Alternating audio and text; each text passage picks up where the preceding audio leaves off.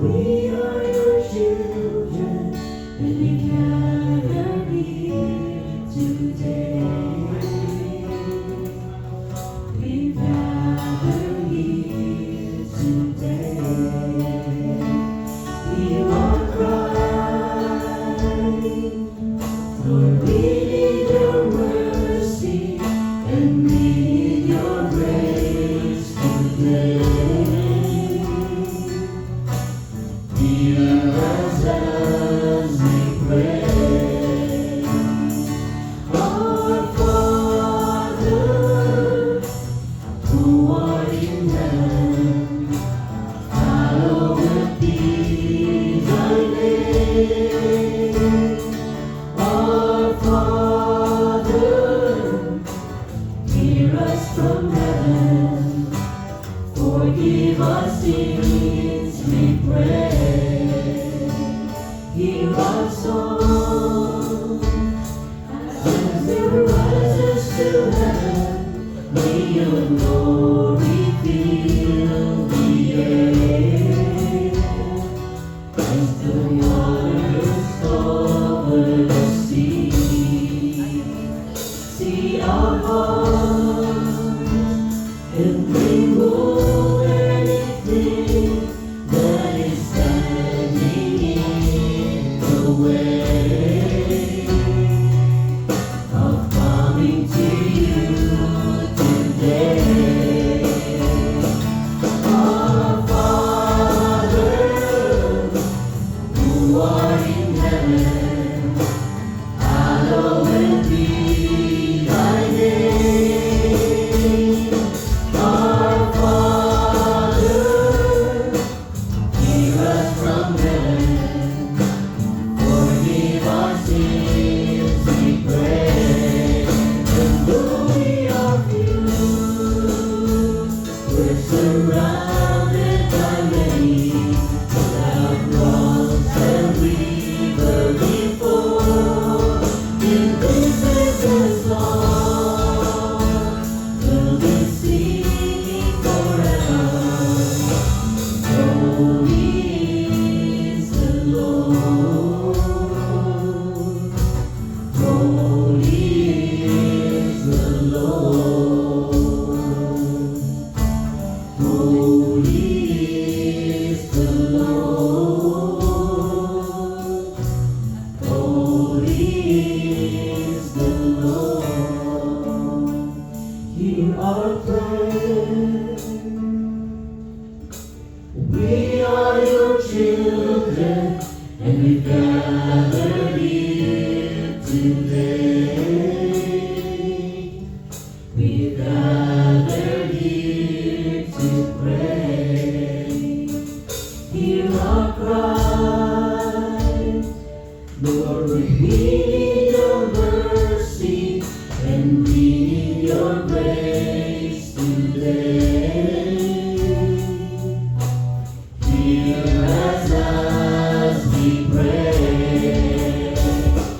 Our Father, who art in heaven, hallowed be thy name. Our Father, hear us from heaven, forgive our sins.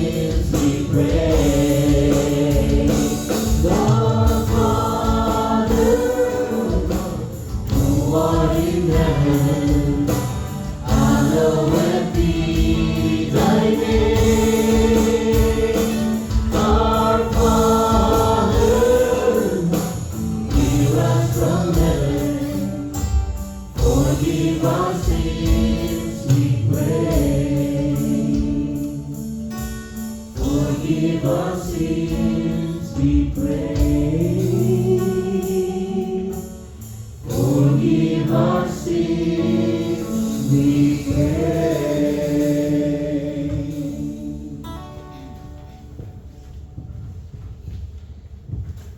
Isang napagandang umaga po sa ating lahat. Salamat po sa Panginoon sa pagkakataon po muli na tayo magkasama-sama upang tayo po magpuri at sumamba po sa ating Diyos na buhay. At salamat din po sa Panginoon sa mga kapatid po natin na nasa online, sa mga kapatid natin na nasa ating harapan. Welcome po sa ating Day by Day Jesus Celebration. Tayo po natin magsitayo, tayo po ay magpatian.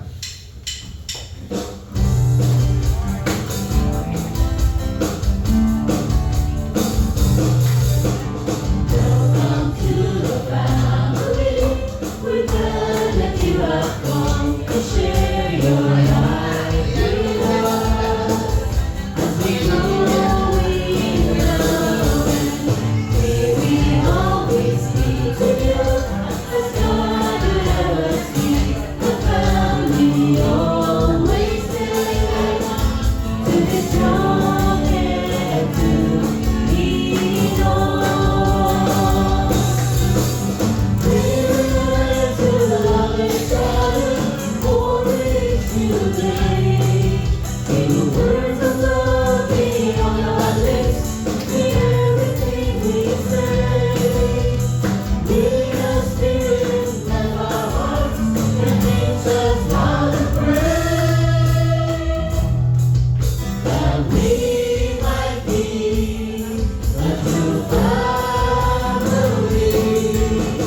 Welcome to the family.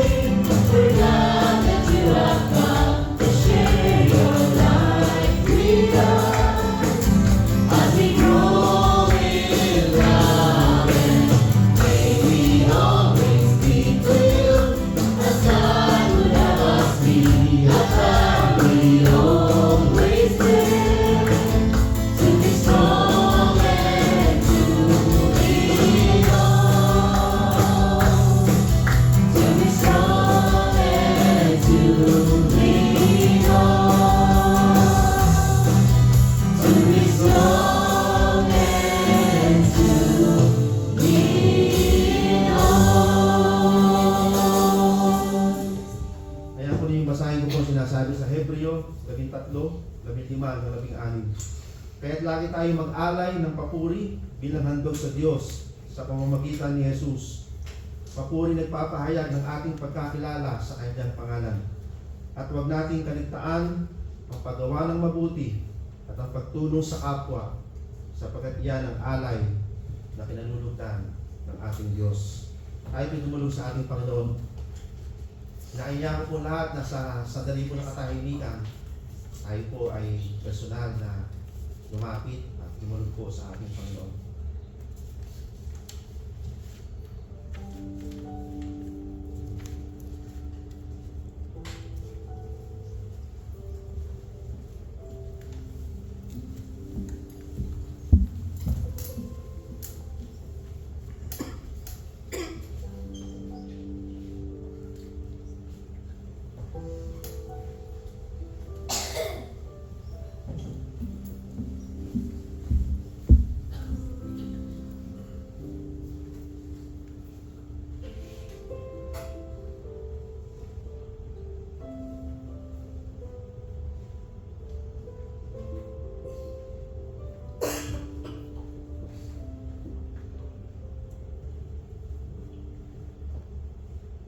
Ang aming Diyos, maraming pong salamat sa umagang ito.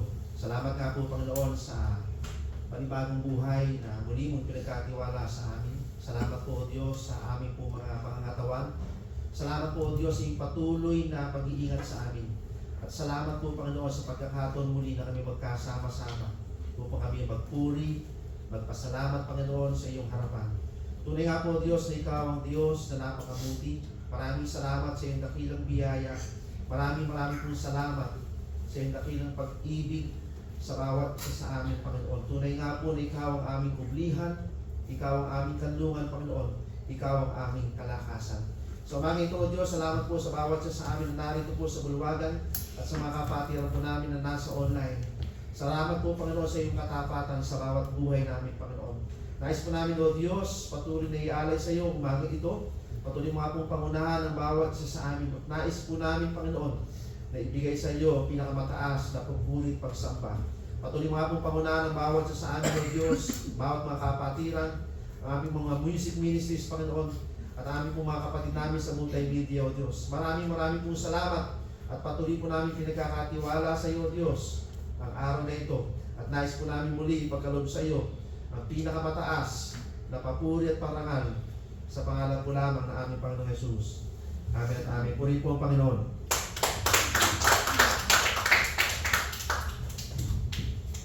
Dakilain ka, dakilain at luwalhating ng inyong kabanal-banal ng pangalan. Sa inyo lang po ang papuri at pasasalamat. Aming iaalay ang lahat ng musika. Sa inyo lamang, aming Ama.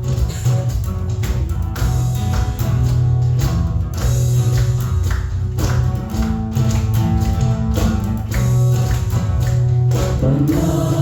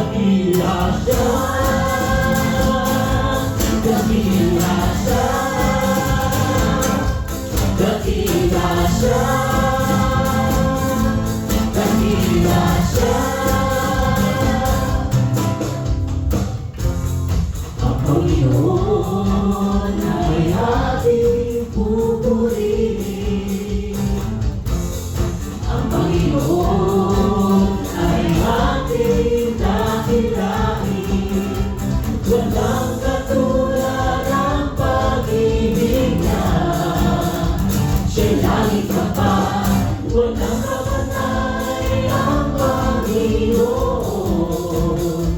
Sa ating buhay, nagila siya, nagila siya, nagila siya, nagila siya.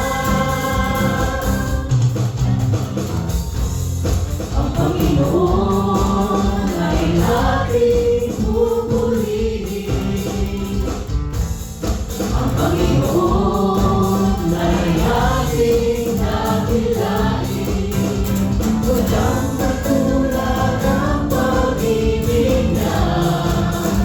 Siya laging tapat, walang kapantay ang Panginoon. Sa ating buhay, nagila siya, nagila siya, nagila siya, nagila siya. Kahit maglaho ang buong mundo, tanging si Jesus ang sabihan mo. Nagila siya, nagila siya, nagila siya, nagila siya, nagila siya, nagila siya, nagila siya, nagila siya, nagila siya. Dakila ka, O Diyos. Yes, Father. We praise you.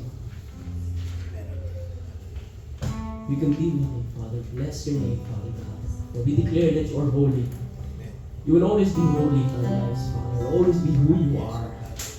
And that because of you, Lord Jesus, we live. We live by faith. We live by grace. And continuously be praising you, Jesus. Come on.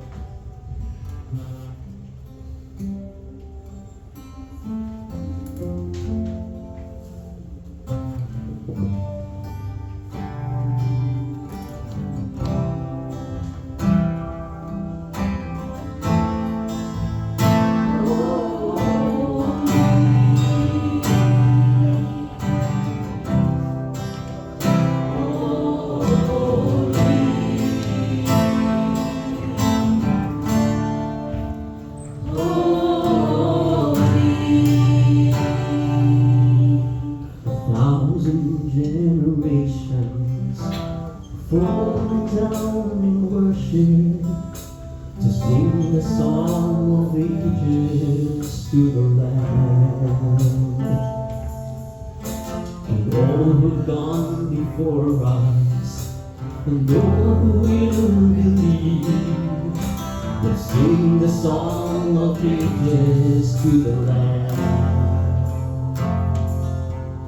Your name is the highest, your name is the greatest, your name stands above it all. All thrones and dominions, all power and positions, your name stands above it all. And the angels cry,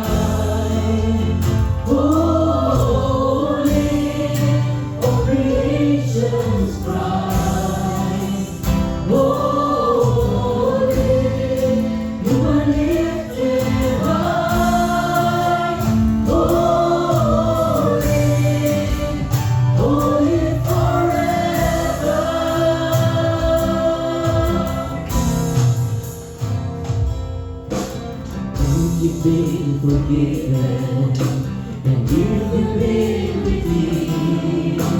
Sing the song forever to the Lamb. And if you walk in freedom, And if you bear His name, sing the song forever to God. We sing the song forever and amen. When the angels cry, holy, all creation cries, holy, you are lifted high, holy, holy forever. Will people sing, holy, to the King of Kings, holy, you will always be, holy, holy forever.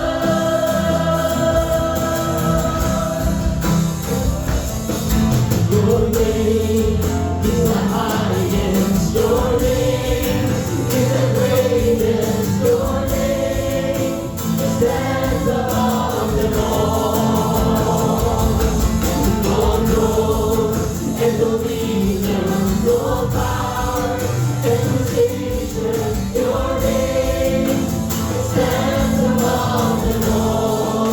And the angels cry, holy, all creation cries, holy, you are lifted high, holy, holy forever. Your people sing, holy, to the King of Kings, holy, you will always be, holy, holy forever. When the angels cry, holy, all creation cries, holy, you are lifted high, holy, holy forever. Hear people sing, holy, to the King of Kings, holy, you will always be, holy, holy, holy. Are you Lord God Almighty? Worthy is the Lamb, worthy is the Lamb. You are holy, holy. Are you Lord God Almighty? Worthy is the Lamb, worthy is the Lamb. You are lifted high, holy. Worthy is the Lamb, worthy is the Lamb. You will always be, holy.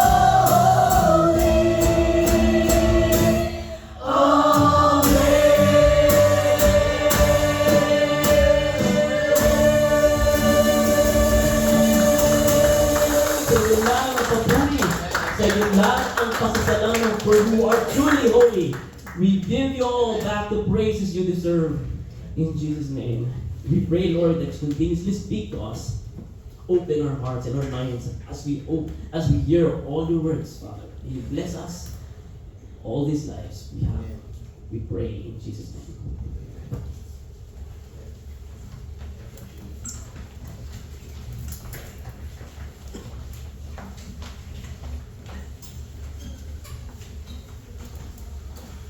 Matthew 15:30. Nagdating naman ang napakaraming taong may dalang mga pilay, bulag, lumpo, pipi, at marami pang ibang may sakit. Dinala nila mga ito sa paanan ni Jesus at sila'y pinagaling niya. Paano ba magpagaling si Jesus? Anong bahagi ng ating pagkatao? Anong aspeto ang kanyang pinapagaling? More than just bleeding. Higit pa sa pagdudugo lang. Lord, salamat po dahil kayo Diyos na kumpleto ang pag-ibig. Ang pag-iingat, pagmamahal niyo sa amin ay napakasarap. Nawa Panginoon sa sandaling ito, lalo niyo pang ipaliwanag sa amin ang lalim, ang lawak, ang taas ng inyong pagpapagaling. At ito'y aming maunawa, mapakinabangan, at mapasalamatan namin kayo. Lord, be our speaker, be our teacher, be our leader and healer. Preach to your people. Use your servant only as your instrument. We seek you in the name of your Son, Jesus. Mark 5:25 to 34. May isang babaeng 12 taon ang dinudugo. Hirap na siya sa sakit na yun at marami ng doktor ang sumuri sa kanya. Naubos na ang kanyang ari-arian at sa pagpapagamot, ngunit hindi pa rin siya gumagaling. Sa halip, lalo lang pang lumalala ang kanyang karamdaman. Nabalitaan niya ang tungkol kay Jesus, kaya nakipagsiksikan siya hanggang sa makalapit sa likuran ni Jesus. At hinipo ang damit nito, sapagkat iniisip niya, mahipo ko lang ang kanyang damit, gagaling na ako. Agad niyang tumigil ang kanyang pagdurugo at naramdaman niyang magaling na siya. Naramdaman agad ni Jesus na may kapangyarihan lumabas sa kanya, kaya pumaling siya sa mga tao at tanong, sino ang humipo sa aking damit? Sumagot ang kanyang mga alagad, nakikita po ninyo napakaraming nagsisiksikan sa paligid ninyo. Bakit po ninyo itatanong kung sino ang humipo ng damit ninyo? Subalit tumingon si Jesus, tumingon-lingon upang tingnan kung sino ang humipo sa damit niya. Palibhasa ay alam ng babae ang nangyari, siya ay nanginginig sa takot na lumapit kay Jesus. Nagpatira pa at ipinagtapat ang buong katotohanan. Subalit sinabi sa kanya ni Jesus, anak, pinagaling ka ng iyong pananampalataya. Umuwi ka na at ipanatag mo ang iyong kalooban. Ikaw ay magaling na. Babaeng dinudugo for 12 years. Yung monthly period na ng babae, maraming hirap na hirap. Itong babae ito ay 12 years. So 12 times 12, ang dami nun ng mga buwan na nangyayari. And what made matters worse was that bleeding was considered by ancient Israelites as unclean, being unclean. Hindi ka lang unclean physically, meron ka pang spiritual uncleanness. There was not only a physical discomfort, there was also an emotional baggage. Therefore, bleeding also created spiritual, mental, emotional burdens, and a lot of social stigma. Ako umabot pa sa panahon na yung mga ginagamit ng mga babae sa kanilang market period, pag binibili, tinatago pa yun, sinusupot. Pag nautusan ako ng mga kapatid kong babae matataas sa akin, tinatago pa yun para kami crime na ginagawa. Binabalot ng tindahan, yung mga napkins na yan. Lalo na nung unang panahon, 2,000 years before that, may stigma when a woman is menstruating. Ngayon lang nga, ina-advertise pa eh. No? Meron pa mga with wings, may mga kung ano fragrance. Pero nung araw, may hiya na kasama tungkol doon. Lalo na nung panahon ni Jesus, na hindi lang social yung stigma, may spiritual pa. Kasi yung templo, yung mga pare, ang preside over this entire issue of uncleanness. So pagka merong ganyang bleeding, hindi lang physical ang pain. Yung iba sobrang pain pa sa may, dito sa may abdomen. Merong mental, emotional, and spiritual burden. Kasi parang less than holy ka, you are not in the favor of God, at ikaw ay marumi. In fact, sa Leviticus 15:19 to 27, there's an elaborate regulation of women who are menstruating. When a woman has her monthly period, she remains unclean for 7 days. And if you touch her, you must take a bath, but you remain unclean until evening. So kahit mga family members, kahit asawa niya, kahit kaibigan, hindi siya pwedeng mahipo. Pag nagkaroon kayo ng body contact na matakaw slide, unclean ka. Maliligo ka dapat, pero kahit naligo ka pa hanggang gabi, you are considered unclean hanggang kinabukasan. Anything that she rests on or sits on is also unclean. And if you touch either of this, you must wash your clothes and take a bath, but you still remain unclean until evening. So ang upuan niya, higaan niya, padaanan niya, unclean din. Imagine po hanggang ngayon, umiiral yung mga pasakaran na yan, paano kaupo sa bus? Sa mga silya na yan, malay mo kung may umupo dyan, pero ang ganong uri ng kalagayan. Any man who has sex with her during this time becomes unclean for 7 days, and anything he rests on is also unclean. So pati na rin yung lalaki na nagkaroon ng physical relations with a menstruating woman, unclean for 7 days, at ano man ang kanyang madapuan, maupuan, mahigaan, unclean na rin. Any woman who has a flow of blood outside her regular monthly period is unclean until it stops. You see, kahit na nga hindi menstruation, tulad ng babaeng ito, 12 years ang dinudugo, she has been unclean for 12 years. As far as the temple was concerned, anything that she rests on or sits on during this time is also unclean, just as it would be during her period. If you touch either of these, you must wash your clothes or take a bath, but you still remain unclean until evening. Imagine that this was going on in this woman's life for 12 years. In search of remedy and comfort, the woman suffered all the more. Lahat na ng doktor, lahat na ng mga totoo, kilala, sikat, lahat na ng mga hindi totoo, hindi kilala, hindi sikat, sino na lang na pwedeng makatulong, pinuntahan niya. Taka, ubus-ubus na ang pera ng babaeng ito. So sumakit na ngayong katibulusan niya. Her doctors were ineffective, inutile, and expensive. But she did not get better. She only grew worse. You can imagine the situation of this woman, miserable. Kung may kasama pang pain yung bleeding na yon, which you assume meron, then all the discomfort of having to manage her physical hygiene, and then all the emotional discomfort of having to be separated from everybody who mattered to you because you could not be touched. So pag natumba ka, baka walang sumalo sa'yo dahil unclean ka, kaya ka na mahulog at pagpagulong-gulong. It was very difficult. Now comes Jesus the healer. This woman heard of Jesus, and she had faith in Jesus. In fact, the faith was so great that she had faith just in touching Jesus. Sabi niya, mahipo ko lang kahit nakatulog-tuluhan ang laylayan ng kanyang damit. Gagaling ako. And remember, a bleeding woman was not to touch other people and was not to be touched by others. Anong kapangahasan ang iniisip ng babaeng ito? Umiiral pa yung batas noon, bawal siya humipo kahit kanino, bawal siyang hipuin.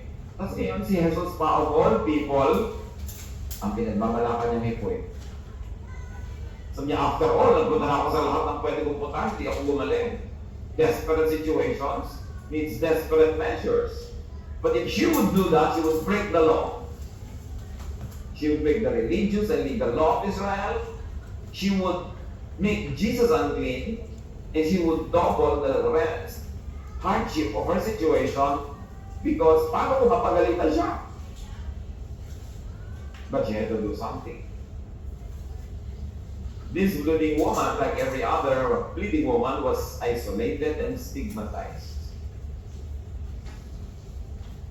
It is one of the most basic human needs. We need to belong. We need to touch. We need to be touched. And to be deprived of that human need is a grave suffering.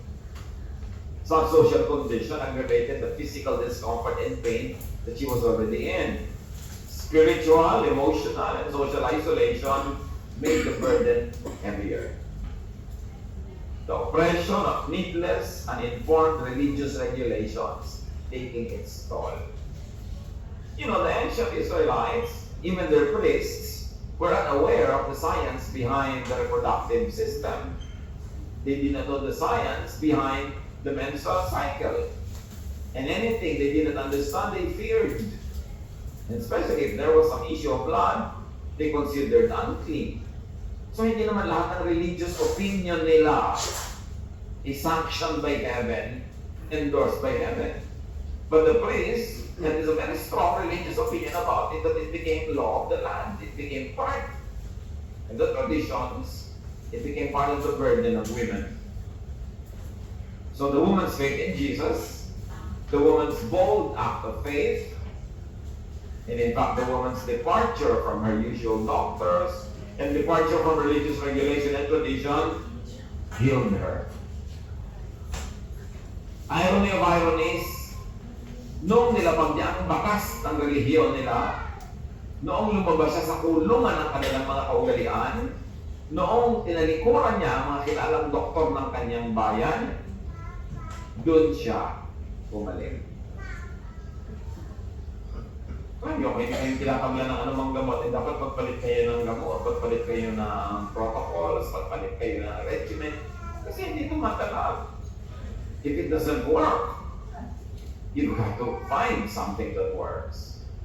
Under the usual system, she only grew worse. Had she stayed inside the religious box of Israel, she would have bled to death. At hindi natin siya pag-uusapan ngayon kasi malilimutan na lang siya at malilibing. Sa dinami-rami ng kanyang pinuntahan, nilapitan at binayaran pa, only from Jesus did power come into the woman to heal her. The irony of ironies, ang daming irony ng kwento na to, it was Jesus' blood that would cleanse humanity, including the woman. Kung ano ang paningin ng ancient Israel sa blood na nakakadumi, baligtad kasi ang dugo ni Kristo ang nagpalinis at nagpapalinis sa ating lahat. You see how grossly mistaken those priests were? Hindi lahat ng pinaniwalaan nila, pinractice nila, itinuro nila ay talagang galing sa langit, may mga maliring sila. Or kung hindi man outright mistake, it's because they did not know the science behind many things then. And the people of the ancient world always ascribe to the devil anything they never understood from within the context of their knowledge at that time. So, Jesus' blood would not make one unclean, but clean. It was a reversal of the Jewish beliefs. At dami binaligtad ni Jesus pag inobserbahan niyo. Pumapatay at nagpapakamatay yung mga Hudyo para sa Sabat. Yung sinadya ko ni Jesus sa kung kailan Sabat at siya maraming ginawang himalang. Women were always ostracized. Pagkusina lang. Hinayaan ni Jesus sa si Mary, kiupo sa mga lalaki para to do what men were doing, to learn and become disciples and become disciplers, to become leaders. The children were shunned during his time, kaya pinapalayas ng mga alagad niya yung mga bata na inilalapit ng mga magulang kay Jesus. Pinagalitan ni Jesus sa kanyang mga disciples, kinalo pa yung mga bata, binless. Hindi mo dapat inihipo ang isang patay, pero inihipo niya yung lalagyan ng patay noong isang binata ng patay sa Nain. Ang dami.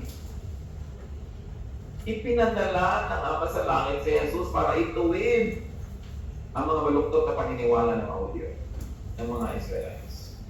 Hindi lahat ng pinaniwalaan nila itinuro sanctioned by heaven. Kaya ipinadala ng Panginoon. At malinaw ang Bible, Jesus was a perfect personification of our Father in heaven. In Him, the fullness of the deity lived in bodily form.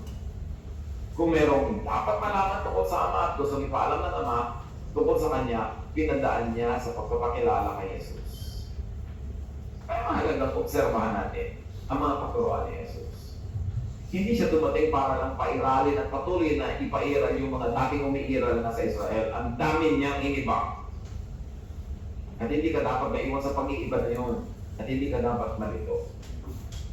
So, the woman was not only healed physically by Jesus, She was also delivered from her pre-existing spiritual, emotional, and social suffering. Sabi ni Jesus sa kanya, ipanatag mo ang loob mo. In other words, hindi lang pinagaling ni Lord yung physical bleeding, even the bleeding of her heart in an emotional way was healed. Kaya sabi niya, ipanatag mo ang loob mo. Yung katawan mo galing na, pero yung emosyon mo, natatakot ka pa, nanginginig ka pa. Ba't ka natatakot? Kasi nasa utak mo yung law ng mga priests na bawal humipo, bawal mahipo. Natatakot ka na, nag-break yung isolation.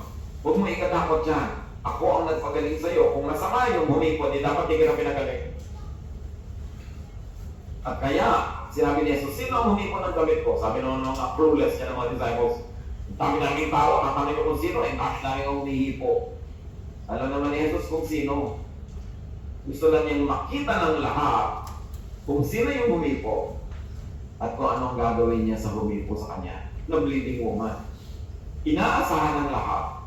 Papagalitan niya yun, paparusahan niya yun, susuplong yun sa mga priest, may kaparusahan yun. Pero hindi. She was affirmed.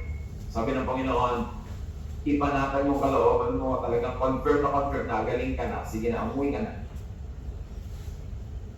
Ipinakita ni Jesus na hindi niya in-implement yung law against touching other people when you are bleeding. Hindi lang yung bleeding ang pinigil niya, kundi yung hirap ng loob, yung guilt ng babae. Kasi kung hindi nangyari, itinanong ni Jesus, sino humipo sa akin at hindi niya na-affirm yung babae na okay lang ginawa mo, uuwi yung babae, gumaling na yung katawan niya, pero may guilt. May pagdadalawang loob at may takot.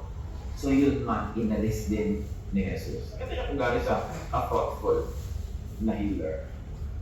The woman was not only healed physically, she was also delivered from possible guilt feelings for breaking the law and the tradition of Israel. What is very clear here is that Jesus sets free from needless guilt. Kaya nga sa kahit ngayon,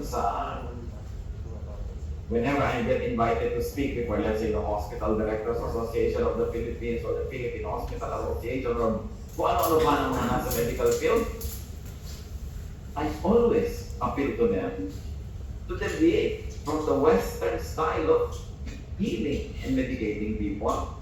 Kasi si Jesus at tayo man sa ating culture, because we are an Eastern people, we look at the total person. Alam niyo na siyempre sa Western medicine, kung gagabutin ko lang yung atay mo, wala akong pakialam sa puso mo. Diba? O kailangan ihiwalay ka kasi may sakit ka, nasa isolation room ka, wala akong pakialam na mamatay ka sa po. Naghihingalo, eto nag-aamubuhay ang nanay ng isang pamilya, dadalhin sa ER, bawal pumasok, isa lang ang pwede. Isa lang, ito kaming anak. E pa paano kung mamatay ang bigla? Hindi kami kasama. The most important moment ng buhay niya, yung malalagta siya ng hininga, dapat naliligiran siya ng mga mahal sa buhay. Bawal pumasok, isa lang ang pwede. Kaya kung anong palusot ang ginagawa ng mga tao para makapasok sa ER. O kaya, bawal dumalaw after 5 o'clock, lalo ko charity. Kaya ang mga tao dumadaan sa bintana, sa kanal, sa mga bubong, lalo nun, para makadalaw. Yan nakikita mo sa mga ospital natin. Tuturo ka na yung pasyente, ay, hindi po ako. Ba't kayo nakahiga dyan? Nasa bato yung pasyente. Kasi yung mga kamag-anak, ang dami tao sa loob. Part of the healing yun eh. You see, Lord, hindi lang yung pinagaling yung bleeding, yung emosyon, kasama. Total person. I always challenge medical practitioners in our country. Yes, use technology, but use it in the context of our culture.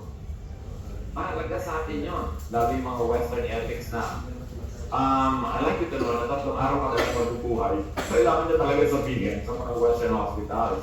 Eh tayo naman siyempre gusto ka natin umasa kung ano-ano pa. Paano mo ito-blend yun?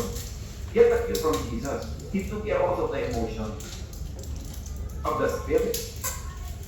Yung, hindi lang yung clinical problem, but all the emotional and spiritual complexities surrounding the problem. Importante katulad sa ICU.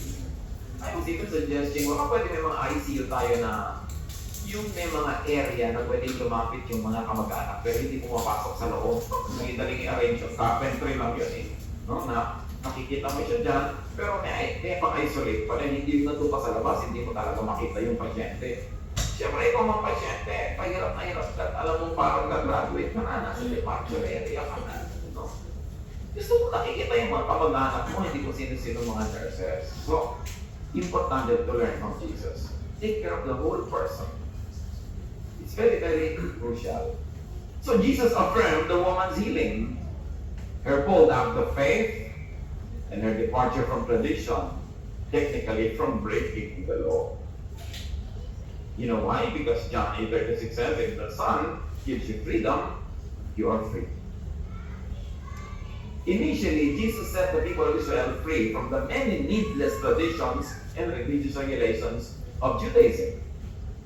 And then eventually, as his teachings reached all the far corners of the world, it became very relevant to everybody who was oppressed in a religious way.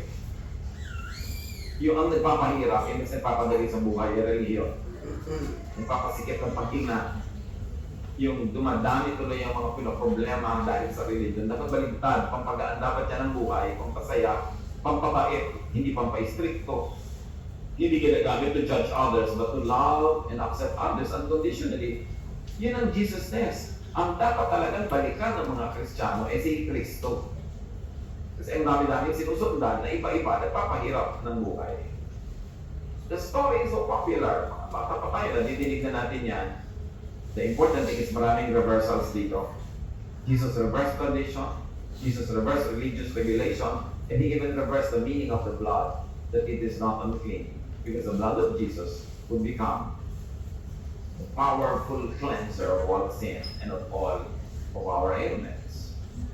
Jesus nullified many of and set people free from many needless sufferings under Israel's traditions and laws.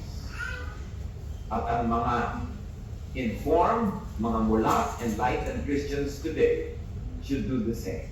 Set themselves free from the needless traditions of Israel and the needless traditions even of the Christian church that has been developed and flourished in the last 2,000 years. Dapat ang lahat ng yan, practices ng mga churches na naniniwala kay Jesus, salain muli sa mga teachings ni Jesus. At yun ang papasa, yung loving, yung bibigay ng comfort, yung ang rest, yun ang dapat na pagsikapan natin, napalaga natin. At hindi yung nagpapabigat ng kalooban, nagpo-condemn, nag-hati-hati sa atin, at nagtuturo sa atin mga maging self-righteous. Dapat wala nang lugar yun sa ating religious and spiritual life. Galatians 5:1, Christ has set us free. This means we are really free.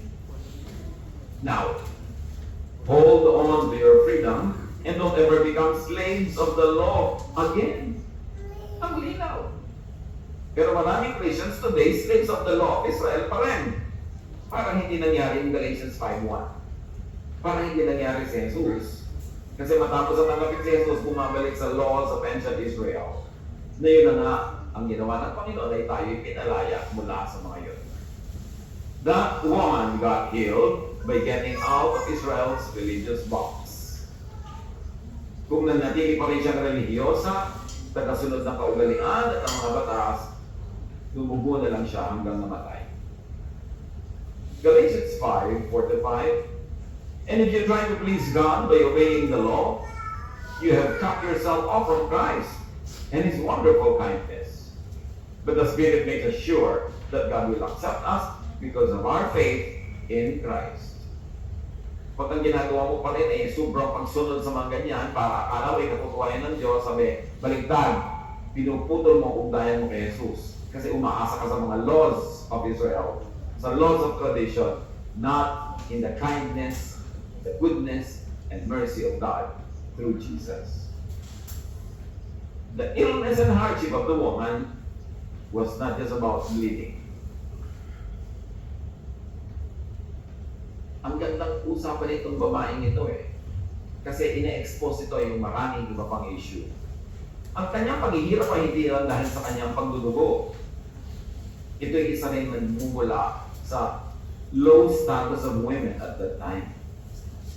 Na ang pagkababae mo related with pregnancy, related with childbearing, and related with bleeding ay kinoconsider na uncleanness. Jesus liberated that woman and all women of all time from that stigma. Jesus was very pro-women. Kaya ang kanyang mga disciples, ang dami niyang kasunod-kasunod sa kasama mga kababaihan. Si Mary, na-affirm niya by sitting with the men. So pagbangon ng Panginoon wala sa kamatayan, sa babae siya kauna-unahan at pakita, hindi sa mga lalaking disciples. At malinaw ang Gospels, iniwanan siya, tinakbuhan siya ng lahat ng mga disciples yung lalaki except John the Beloved. At ang natirang kasama niya hanggang malagot ang hininga niya dun sa krus, mga kababaihan. Hindi dapat issue sa mga Christians yung ang babae ba, kailangan pwede mo mag-teach, pwede mo mag-preach. Jesus would allow that. Hindi nire-reduce mo lang yung mga kababaihan nagtintang ng Juliet para pag may Lord's Supper. Yung mga kusina. Gano'n na nga yung ginagawa ni Martha. Kinorek na ni Jesus. Tapos ngayon ginagawa na ng Christian churches. We must put Jesus back to Christianity. Kasi madalas siya yung wala, kaya nagiging oppressive, nagiging mapang-appeal, at maraming mga kawawa. People are being, relegated to the margins, and they fall in the cracks. Ang nire-reward lang ng mainstream religious groups ay yung mga normal, mainstream, regular people. Not all people are like that. Many people fall in the cracks. Many people are suffering because of stigma. But Jesus sets people free. At ganoon ang dapat nating gawing policy sa ating pakikitungo sa ating kapwa. Lahat minamahal, tinatanggap ni Jesus. At wala siyang itinatangi. Wala siyang tinatanggihan. Kaya hindi dapat ginagawa yan sa church. Jesus heals more than just bleeding. So, leave needless religiosity and ineffective doctors. Kawawa ang mga tao. I have many followers sa Facebook, I lovingly call them mga pamangkin, from all over the world. Sinasabi nila mga nangyayari sa buhay nila, lahat. At ang isa na nakikita ko common denominator, lalo ng mga umate ng mga churches everywhere around the world, ang dami nilang oppression in the church. Sobrang daming panghihirap, sobrang maraming rejection, sobrang maraming an impossible expectation. Tapos pag nagkamali, sisipain, tatanggalin agad, pag-uusapan, nagdurusa sila because of the church. Sadly, that is the truth. That's why the church has to be reformed. We need another major reformation in the Christian world. Kasi nawala na si Jesus kung sino-sino na lamang ang sinusundan. Seek and touch Jesus. Bring your case directly to Jesus. Ang dami nagtatanong sa akin, Tito, Pastor, Kuya, kasalanan po ba itong ginagawa ko? Hindi ko naman mapigil-pigil, hindi ko matiis-tiis. Masama po ba itong ginagawa ko? Yung ganito, kanya-kanya, ang dami. Lahat ng tatanungin na religious leader, kasalanan niya, kasama hindi tigil mo. Pero talagang nagawa na nila, pwedeng gawin sa mundong ito, hindi pa rin nila nabago yung sarili, hindi pa rin naiba. So mabubuhay lang sila lagi sa pagtatago o sa guilt. Sige, you know what? Huwag ka na magtanong sa mga religious leaders. Bring your case directly to God. Tulad ng babaeng ito, hindi naman siya nagtanong sa mga priest, pwede ko bang gawin yan? Masama bang gawin yan? Kasi kung nagtanong siya, mabawalan lang siya. She brought her case directly to Jesus. Talagang si Jesus siya humawak at hindi siya nabigo. Hindi siya nireject. Kahit yung law, dapat nireject siya. Dapat pinarusahan siya. So you see, the law, religious law, does not always reflect the will of the Father in heaven through Jesus. Yung mga niyang tanong, yung mga imposibleng tanong na lagi kang pinapa-guilty, hindi mo naman talaga maiba, hindi mo mabago, wala kang magawa. Bring your case directly to God. Our God cares, our God loves, our God accepts unconditionally, unlike religions, unlike many religious teachings. Idiretso niyo sa Diyos, hindi niyo kailangang dumaan kahit kani-kanino. Bring your case to God, let God be your judge. Lagi may nagsasabi sa akin hindi ko talaga magawa ito, hindi ko magawa yan. Well, kung talagang hindi mo mapapagawin, gawin mo, but submit yourself to God and God's management and administration. Kung mapagalitan ka, di pagalitan ka. Kung nadisiplina ka ng Diyos, di madisiplina ka.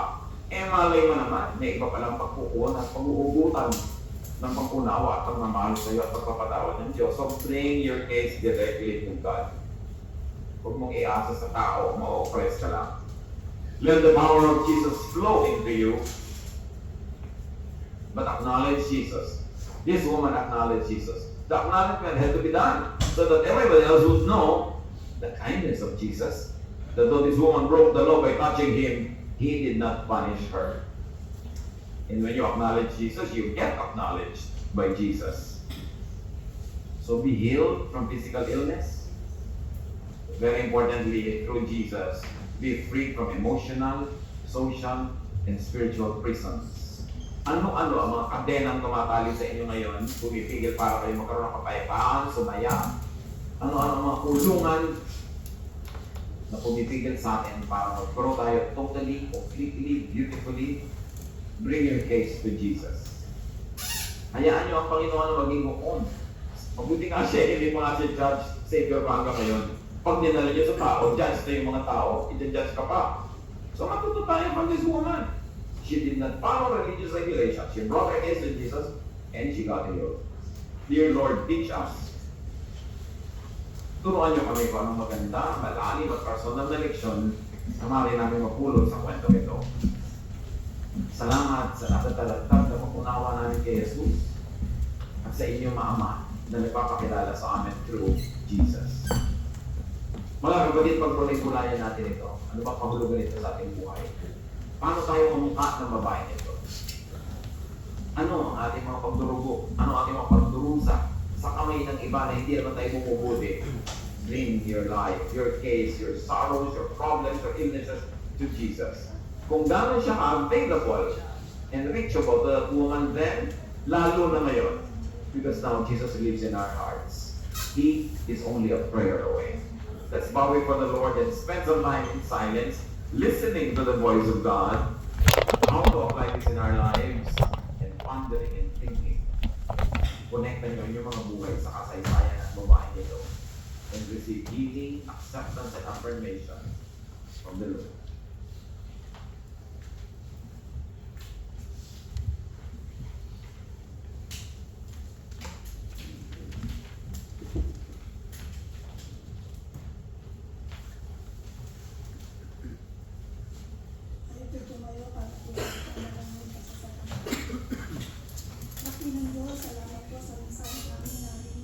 Salamat po sa katuruan at sa pamamagitan ng aming pananampalataya.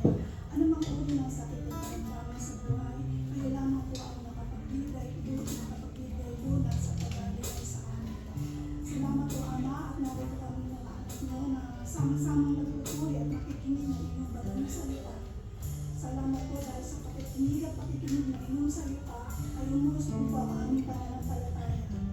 Salamat din po sa isang linggong nagdaan, kami ay inyong pinagpala, nakatama ng kapalapaan at kagalakan at kalakasan ng pangangatawan. Ipinagpapasalamat nga rin po namin, Ama, ang bansang itong UAE na tuka sa ganitong gawain at sa ayon ay napatuloy ninyong ginagamit as a channel of blessings upang kami makapagpuri at makasamba sa inyo ng may kalayaan. Salamat po ng marami, Ama, sa mga anak ninyo na narito, tataman o matanda na patuloy ko yung pinupuri at sinasamba at pinapasalamatan. At bilang pasasalamat din po namin, Ama, narito ang aming mga kaloob, pagpalain nyo nga po ito at magamit lamang sa kalalawak ng inyong gawain dito sa Abu Dhabi. Purihin ang inyong banal na pangalan, ito po ang aming dalangin sa pagkain sa mga sanarihan, maraming pangalan na aming Panginoon Jesus na pagpapagligtas. Amen.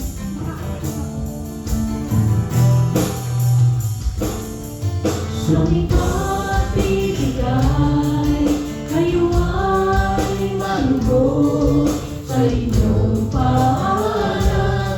Kami naghahandog, kayo ang may kapal. Lumipad ang lahat, naususo kami, napasasalamat. Aming pag-aalay ay inyong tunghayan, pusod ng pag-ibig sa aming kapatiran. Gumaganap nawa ang inyong salita, bunga ng pagbibigay ng tapat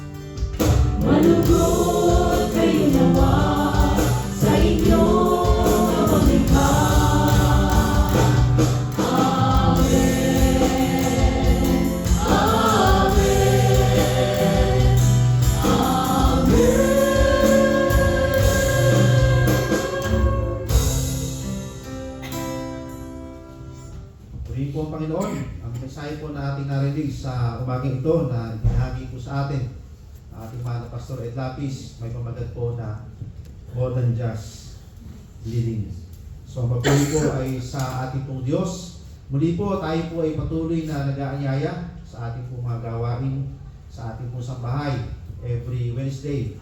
Kawalo po ng gabi, ito po ay ginagawa po natin online sa pag-aaral po sa patungkol sa pagiging born again. At ang ating pong Jesus Cares Ministries, sa mga nais po na maghandog, magkaloob, ay patuloy po tayo magpag-ugnayan kay Ate Raquel, kay Kuya Bal, at kay Kuya Donald. At nais po natin batiin ang ating po mga ilaw ng tahanan sa umaga ito, mga inay, nanay, mami, mother. Saludo po kami sa mga bilang po natin sila ng malakas na palakpak.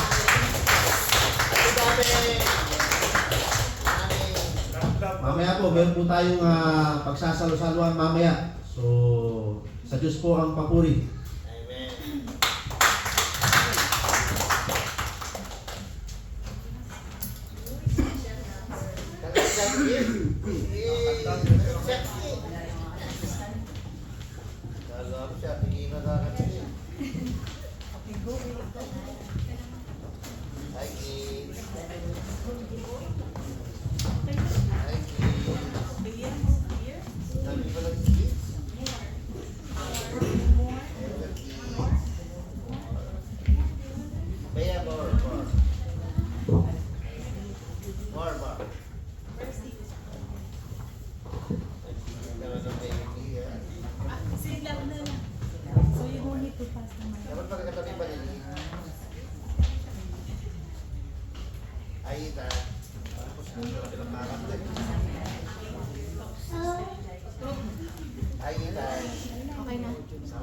Number 1 pa na wait na. Number 1 pa na uliipan.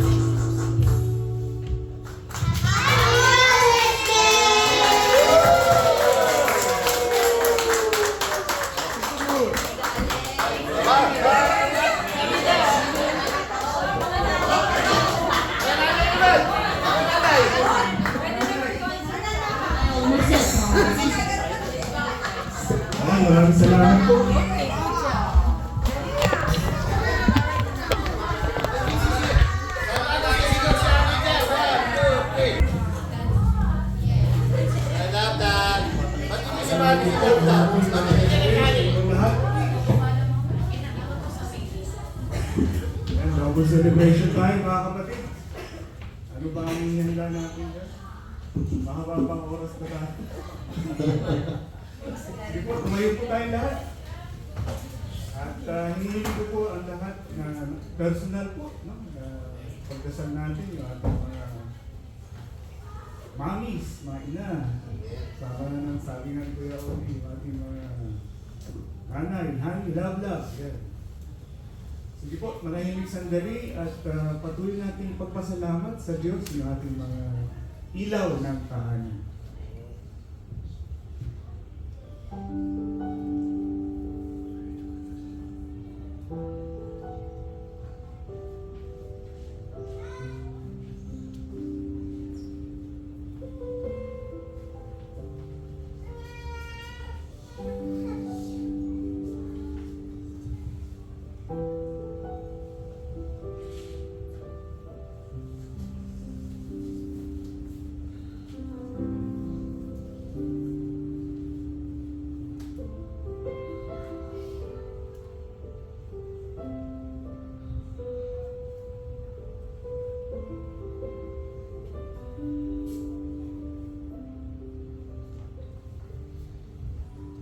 Mahal na Panginoon, marami pong salamat o Diyos sa napakagandang araw na ito.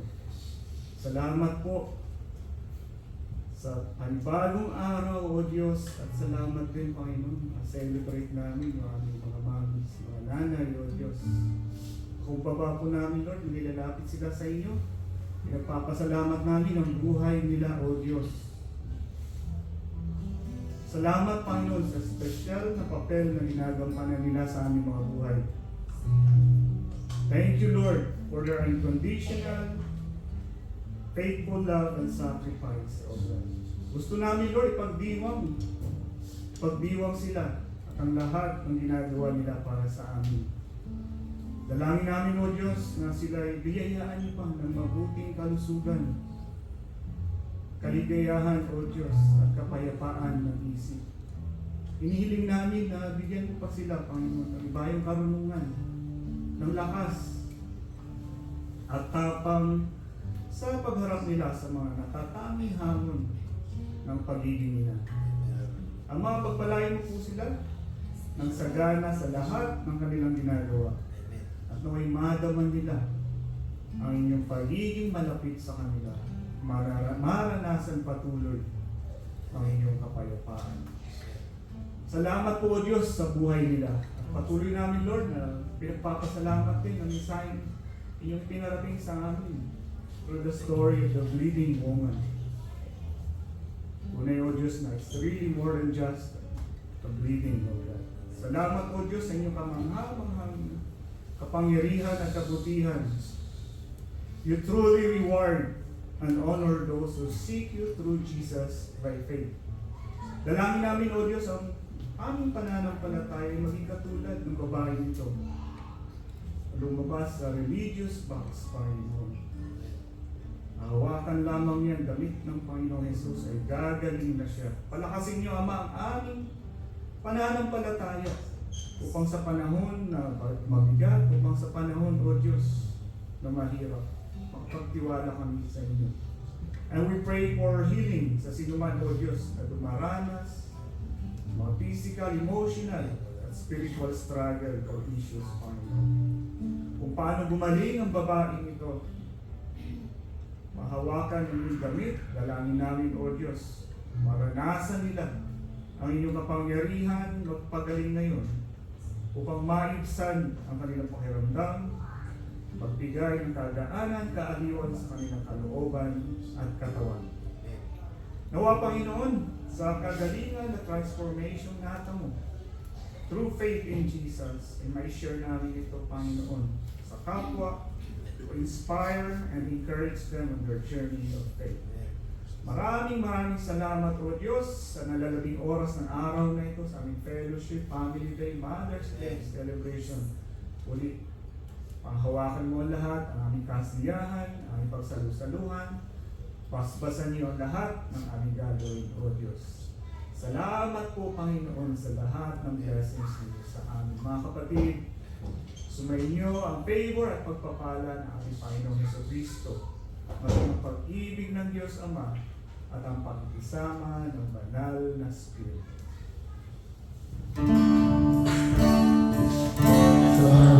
Papalalo, ako ay hahayo sa biyaya ng Panginoon, kapayapaan niyo, isa-isa ang tanyo, pangako.